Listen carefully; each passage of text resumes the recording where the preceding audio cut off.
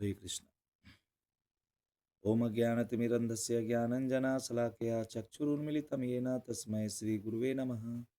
नमो ओं विष्णुपदाय कृष्णपृष्ठाय भूतले श्रीमते भक्तिवेदान्त स्वामिनिति नामिने। नमस्ते सरस्वती देवी गौरवाणी प्रचारिणे निर्विशेष शून्यवादी पाश्चात्य देशतारिणे। जय श्री कृष्ण चैतन्य प्रभु नित्यानंद श्री अद्वैत गदाधर श्रीवासादि गौर भक्तवृंद। हरे कृष्णा कृष्णा कृष्णा हरे हरे, हरे राम राम राम हरे हरे। हरे कृष्णा। तो हम लोग पिछले वीडियोज में श्लोक नंबर 7 तक पढ़े थे।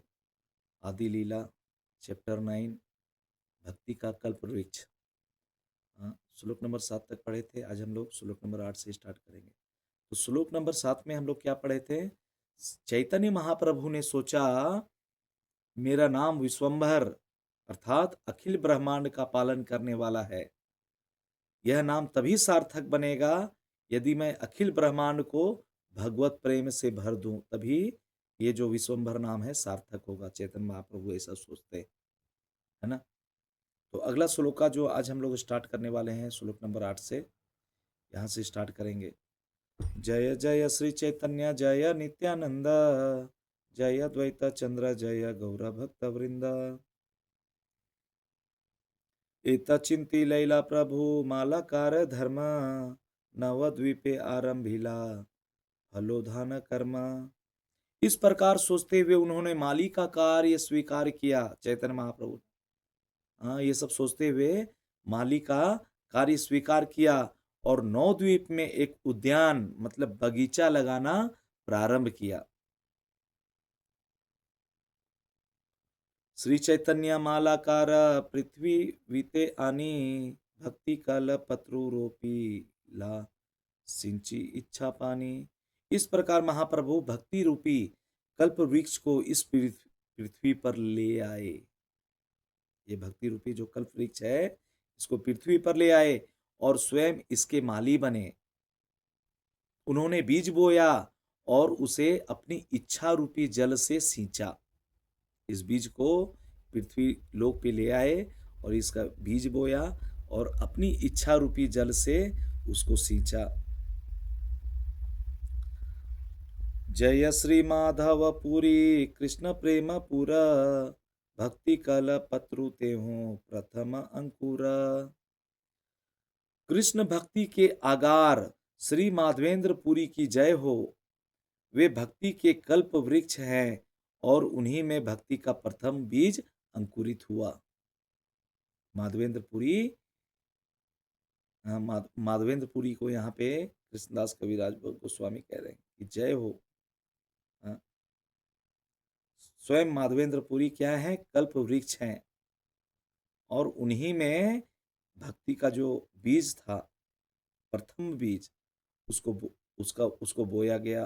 और नहीं बोया तो कई जगह गया था, लेकिन जो अंकुरित हुआ, प्रथम बीज जो अंकुरित हुआ वो माधवेंद्रपुरी में ही हुआ है ना। अगला श्लोक हम लोग लेते हैं। श्री ईश्वर पुरी रूपे अंकुर पुष्ट हैला, आपने चैतन्य माली स्कंदा उपजीला। इसके बाद भक्ति का बीज, माधवेंद्रपुरी के बाद जो भक्ति का बीज है श्री ईश्वरपुरी में अंकुरित हुआ। ईश्वरपुरी में है ना। माधवेंद्रपुरी के बाद उनके जो शिष्य ईश्वरपुरी के अंदर अंकुरित हुआ और फिर चैतन्य महाप्रभु जो स्वयं माली थे उस भक्ति रूपी वृक्ष का मुख्य तना बने। ईश्वरपुरी के शिष्य चैतन्य महाप्रभु थे।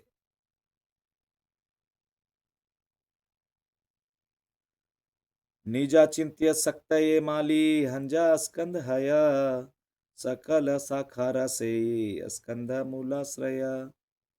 अपनी अचिंत्य शक्तियों के कारण महाप्रभु एक साथ माली, तना तथा शाखाएं बने। अचिंत्य शक्तियों के कारण है ना, एक साथ क्या बने? माली भी बने और उस कल्प वृक्ष के तना भी बने और उसकी शाखाएं भी बने। परमानंद पुरी आरा केशव भारती, ब्रह्मानंद पुरी आरा ब्रह्मानंद भारती, विष्णुपुरी केशवपुरी पुरी कृष्णानंद, श्री नरसिंह तीर्थ आरा पुरी सुखानंद, एई नवमूल निक शिल वृक्ष मूले, एई नवमूले वृक्ष करिला निश्चले। आगे बोलते हैं, श्री परमानंद पुरी केशव भारती, ब्रह्मानंद पुरी ब्रह्मानंद भारती, श्री विष्णुपुरी केशवपुरी कृष्णानंदपुरी श्री नरसिंह तीर्थ तथा सुखानंदपुरी, ये 9 सन्यासी वे जड़े हैं जो उस वृक्ष के तने से फूटी, जो कल्प वृक्ष, उस वृक्ष की बोलते हैं तने से फूटी, उनका जो तना था उससे ये फूटी। इस तरह इन 9 जड़ों के बल पर वह वृक्ष दृढ़ता से खड़ा रहा। इन 9 जड़ों के बल पर, है ना, ये 9 जड़ कहां से फूटे?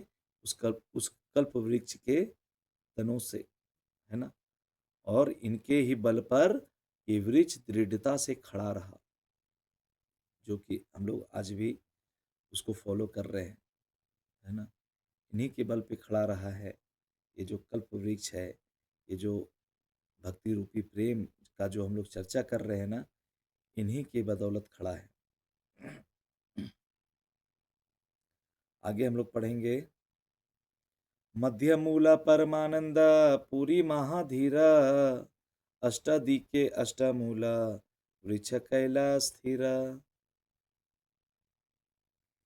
धीर गंभीर परमानंदपुरी मुख्य जड़ बने, परमानंदपुरी मुख्य जड़ बने और 8 दिशाओं में अन्य 8 जड़ों समेत श्री चैतन्य महाप्रभु रूपी वृक्ष सुस्थिर हो गया। स्कंदेरा ऊपरे बहु शाखा उपजिला, ऊपरी ऊपरी शाखा असंख्य इला। तने से अनेक शाखाएं फूटी, उन तनों से अनेक शाखाएं फूटी और उनके भी ऊपर अनेक उप शाखाएं निकली, उन शाखाओं के ऊपर भी उप शाखाएं निकली। विष विष शाखाकारी एक एक मंडला, महा महा शाखा छाइल ब्रह्मांड सकल।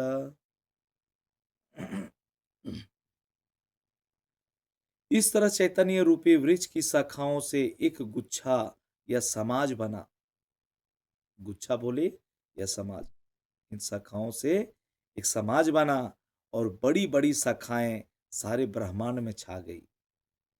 हाँ, समझ रहे हैं ना, ये जो कृष्ण भावनामृत संघ जो पूरे विश्व में फैला है, उसी के बारे में हम लोग पढ़ रहे हैं, पूरे ब्रह्मांड में फैला है ना, इसी प्रकार से ये फैला है। तात्पर्य में श्रील प्रभुपाद बोलते हैं, हमारा अंतर्राष्ट्रीय कृष्ण भावनामृत संघ चैतन्य वृक्ष की ही शाखा है। ये जो चैतन्य वृक्ष है उसी का शाखा है अंतर्राष्ट्रीय कृष्ण भावनामृत संघ। एक एक शाखा ते उप शाखा सत सत, यत उपजिल शाखा के गनी बेकत। हर शाखा से सैकड़ों उप शाखाएं फूटी, हर शाखाओं से सैकड़ों सैकड़ों उप शाखाएं फूटी। इस तरह कितनी शाखाएं निकली, इसकी गिनती कोई नहीं कर सकता। मुख्य मुख्य शाखा गणेर नामा अगणना, आगे तक करीब सुना वृक्षेर वर्णना। मैं इन असंख्य शाखाओं में से सर्व प्रमुख शाखाओं का नाम गिनाने का प्रयत्न करूंगा। कृष्णदास कविराज गोस्वामी बोल, इन शाखाओं में से सर्व प्रमुख शाखाओं का जो प्रमुख प्रमुख है उसका नाम गिनाने का प्रयत्न करूंगा। कृपया चैतन्य वृक्ष का वर्णन सुने। ये जो चैतन्य वृक्ष का जो वर्णन है इसको ध्यान पूर्वक सुने। हाँ, कृष्णदास कविराज गोस्वामी कह रहे हैं, वृक्षेर ऊपरे शाखा हैला दुई स्कंध एका द्वैत नामा आर नित्यानंद।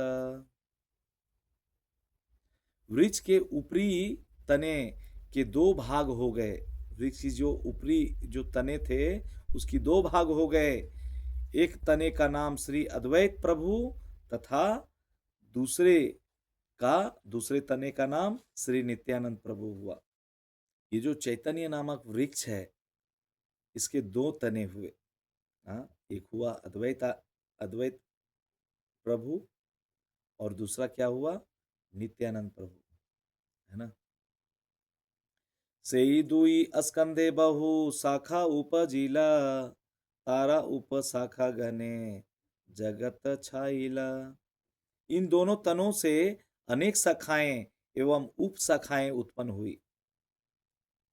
ये दोनों तनों से अद्वैत प्रभु और नित्यानंद प्रभु, इन दोनों शाखाओं से अनेक शाखाएं एवं उप शाखाएं उत्पन्न हुई जो सारे जगत पर छा गई। बड़ शाखा उप शाखा तारा उप शाखा यत उपजिल तारा के करीबे लेखा।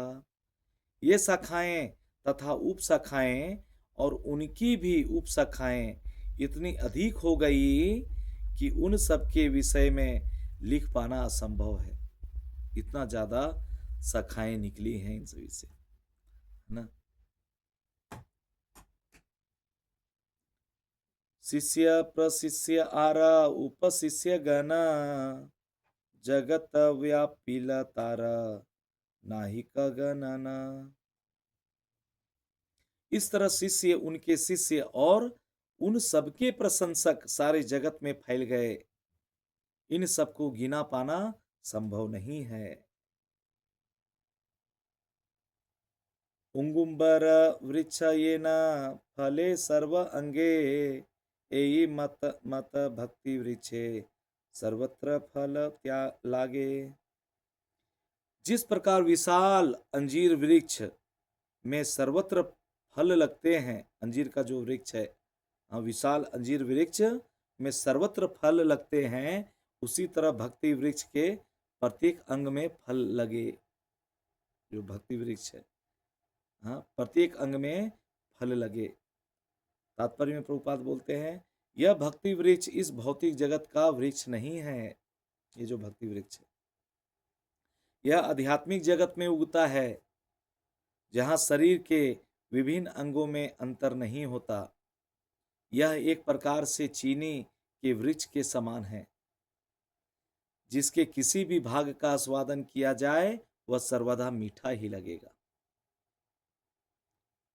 जो चैतन्य नामक जो वृक्ष है, ये साधारण नहीं है, ये आध्यात्मिक जगत का है, इस जगत का है भी नहीं। हाँ, अब बोलते हैं ये एक चीनी के जैसा ये वृक्ष को, मतलब चीनी के समान है ये वृक्ष। हाँ, इसको जहां से जिस भी रूप से इसका स्वादन किया जाए ये मीठा ही लगेगा, है ना।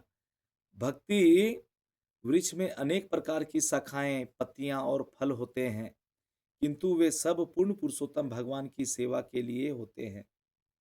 भगवान की सेवा के लिए होते हैं। भक्ति की 9 भिन्न भिन्न विधियां हैं।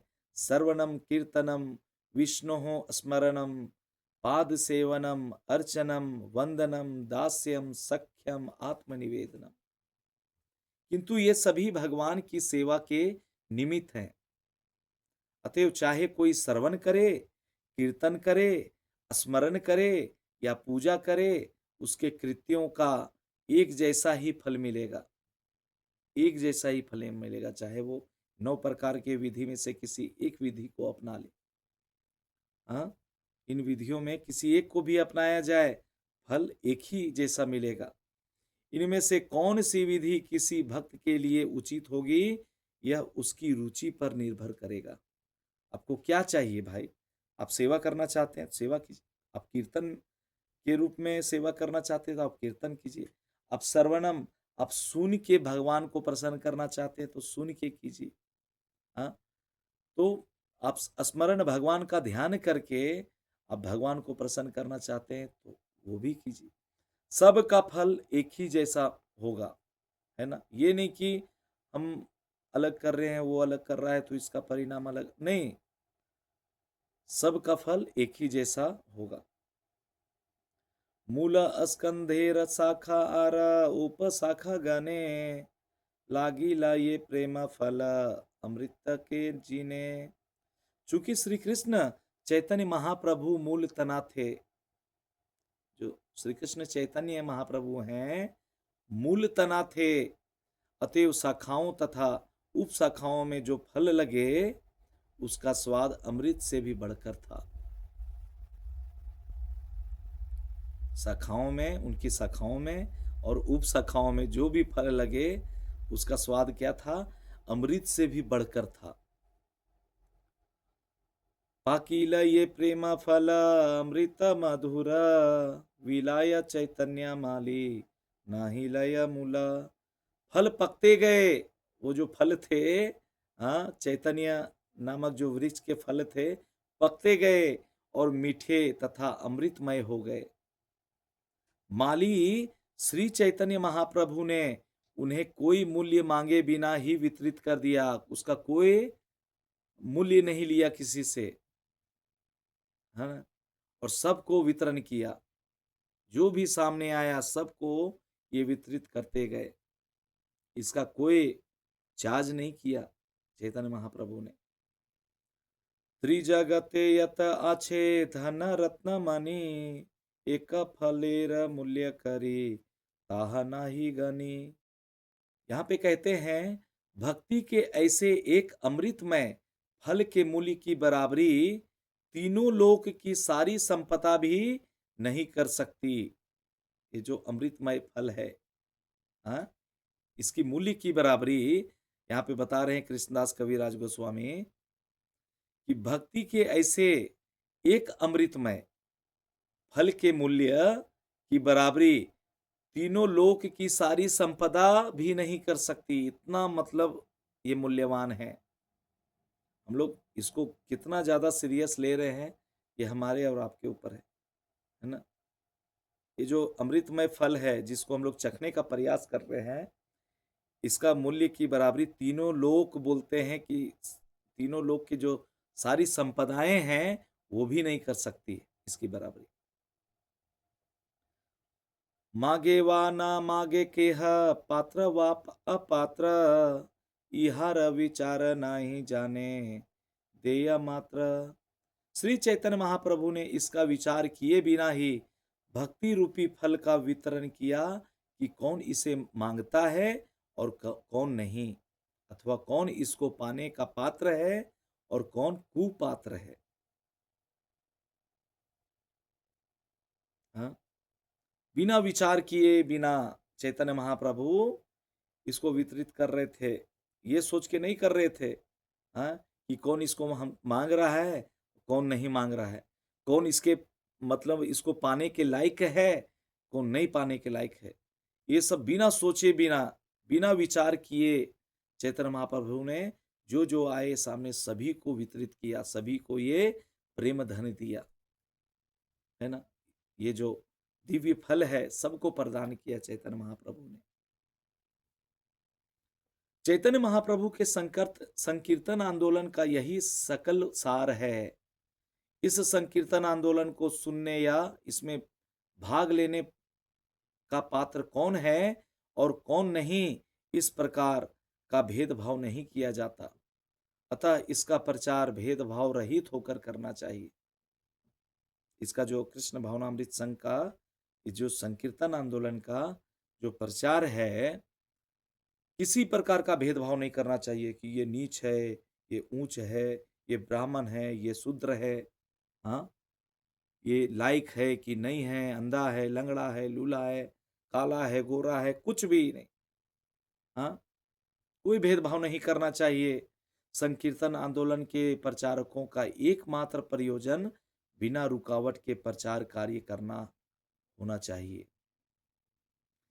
यही वह विधि है जिसके द्वारा श्री चैतन्य महाप्रभु ने विश्व में इस संकीर्तन आंदोलन का सुपात्र किया।